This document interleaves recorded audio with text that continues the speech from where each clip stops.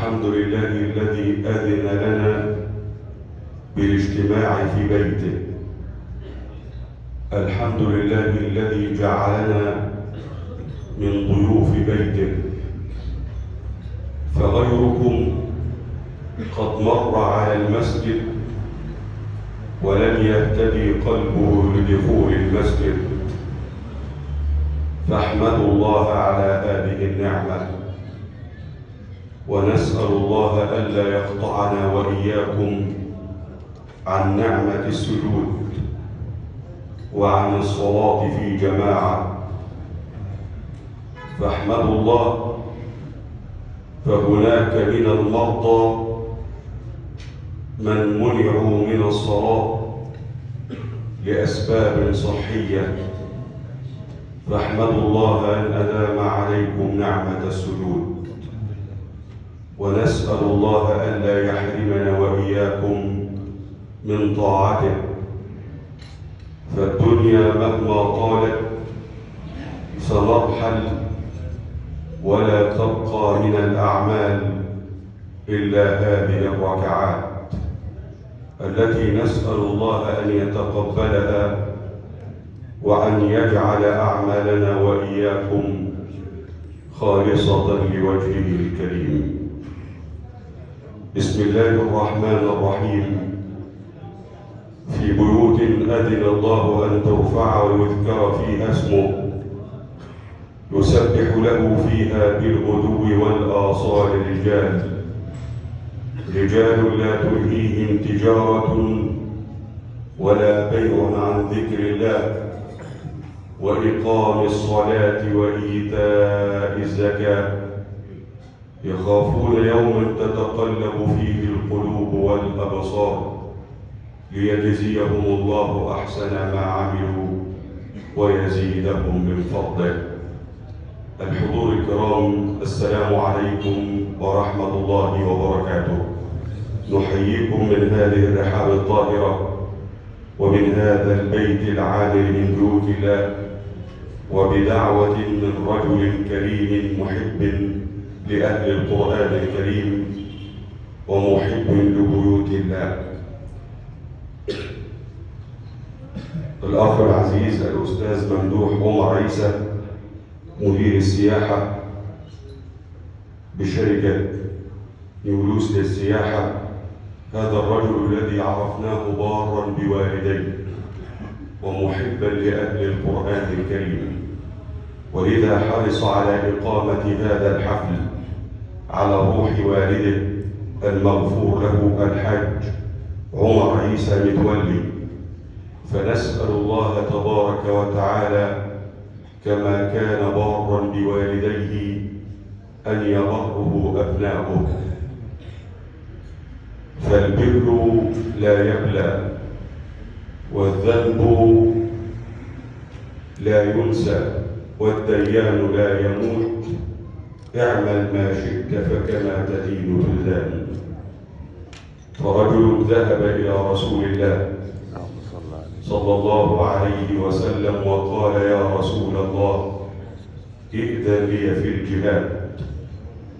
فقال: أبقي أحد من والداك؟ قال: نعم. قال: أمي. قال: ففيها فجاهد. وفي رواية: فإن الجنة تحت قدميها فالزم. وهذا عبد الله بن مسعود رضي الله عنه، وهذا عبد الله بن عمر رضي الله عنه يرى رجلا يطوف حول الكعبة حاملا أمه على ظهره، فيقول له: يا ابن مسعود، فيقول له: هل تراني وفيتها حقها؟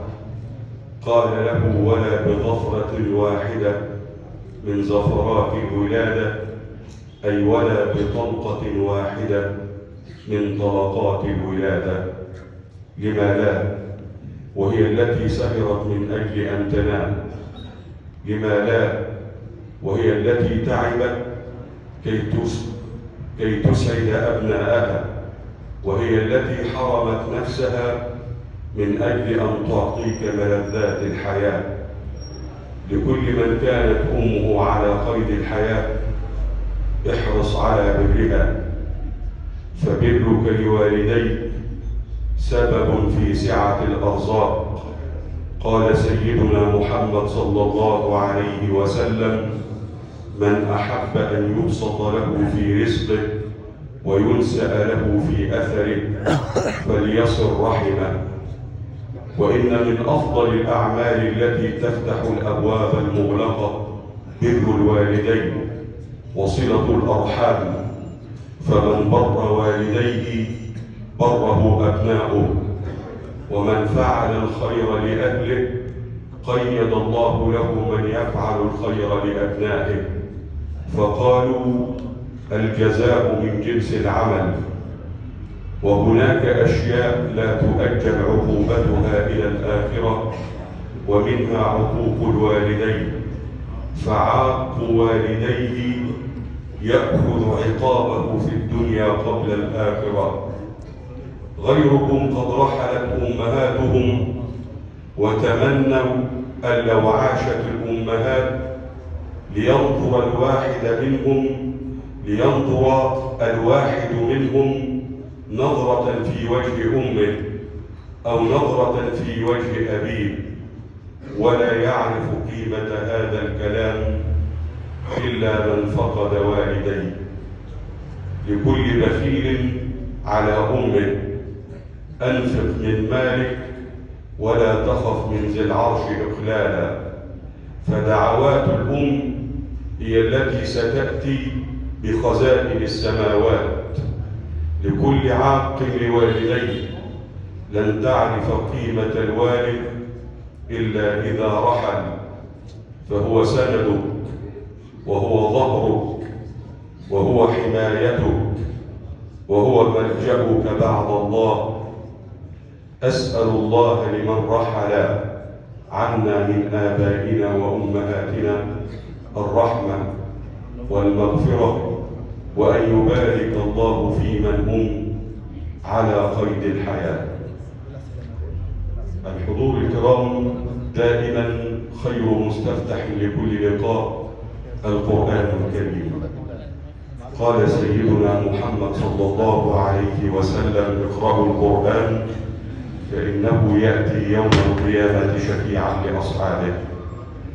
الأخ الأكبر العزيز فضيلة القارئ الشيخ حجاج الهنداوي، قارئ الإذاعة والتلفزيون وقارئ السورة في مسجد المشير طنطاوي وقارئ رئاسة الجمهورية، نستمع إليه في تلاوة قرآنية مباركة في مسجد سيدي عمرو بن العاص هنا في قرية كفر عليم بمركز القناطر، سائلا الله لكل من جاء إلى هذا المسجد أن يخرج بذنب مغفور وعمل مقبول وتجارة لن تضور. القارئ الشيخ حجاج الهنداوي.